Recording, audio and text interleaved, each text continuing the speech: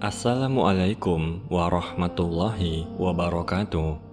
Sahabat beriman yang dirahmati Allah Subhanahu wa Ta'ala, salat merupakan ibadah yang wajib dilaksanakan oleh setiap orang yang mengaku beriman kepada Allah Subhanahu wa Ta'ala.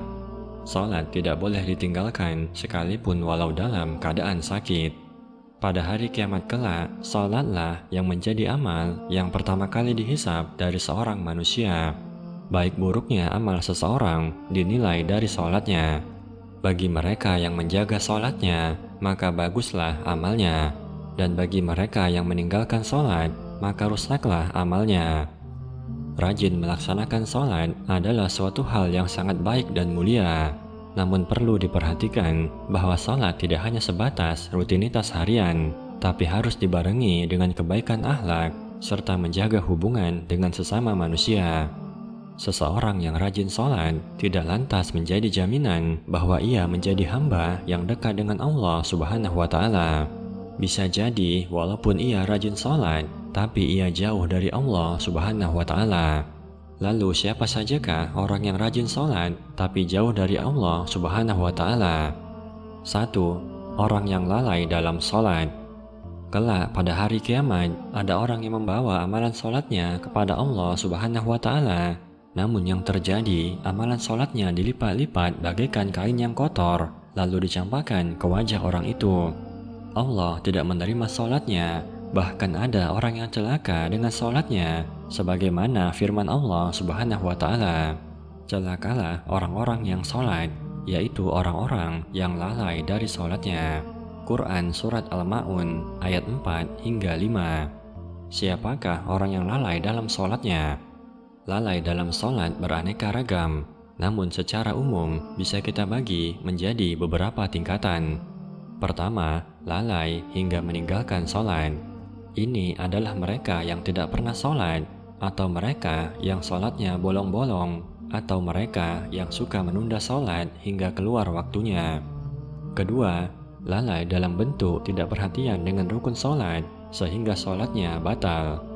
Umumnya, yang sering terjadi dalam hal ini adalah rukun tumanina. Misalnya, ruku belum sempurna, namun sudah i'tidal. I'tidal belum sempurna, namun sudah sujud. Ketiga, lalai dalam bentuk tidak melaksanakan penyempurna salat. Salah satu contohnya adalah laki-laki yang tidak salat berjamaah di masjid tanpa alasan yang dibenarkan syariat. Rasulullah SAW bersabda, "Barang siapa yang mendengar azan, lalu tidak mendatanginya, maka tidak ada salat baginya, kecuali bila ada uzur." Hadis riwayat Ibnu Majah. 2. Orang yang salat namun jauh dari Allah adalah orang yang suka menggunjing. Menggunjing atau ghibah adalah perbuatan dosa besar. Orang yang suka membicarakan yang batil, membicarakan kejelekan orang lain, maka akan ditempatkan dalam neraka sakor. Maka sungguh aneh jika ada orang yang rajin salat namun ia suka menggunjing. Allah Subhanahu wa Ta'ala berfirman, "Apa yang menyebabkan kamu masuk ke dalam neraka sakor?" Mereka menjawab, "Dahulu kami tidak termasuk orang-orang yang melaksanakan salat, dan kami juga tidak memberi makan orang miskin. Bahkan kami biasa berbincang untuk tujuan yang batil bersama orang-orang yang membicarakannya. Dan kami mendustakan hari pembalasan sampai datang kepada kami kematian." Quran Surat Al-Mudaththir ayat 42 hingga 47.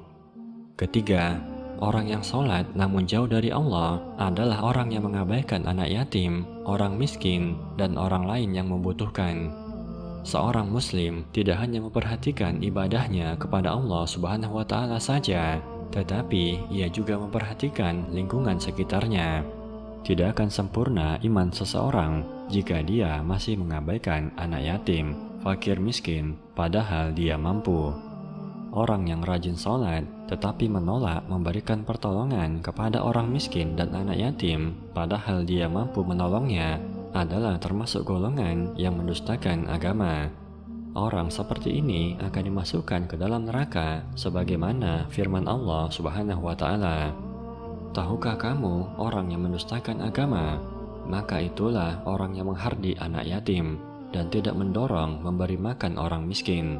maka celakalah orang yang sholat, yaitu orang-orang yang lalai dari sholatnya, yang berbuat ria dan enggan memberikan bantuan.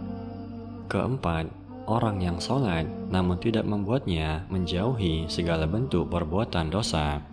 Orang yang rajin sholatnya namun tidak mampu memberikan pengaruh yang baik bagi kehidupannya, dirinya masih saja melakukan keburukan. Ini adalah ciri orang yang sholat namun jauh dari Allah Subhanahu wa Ta'ala.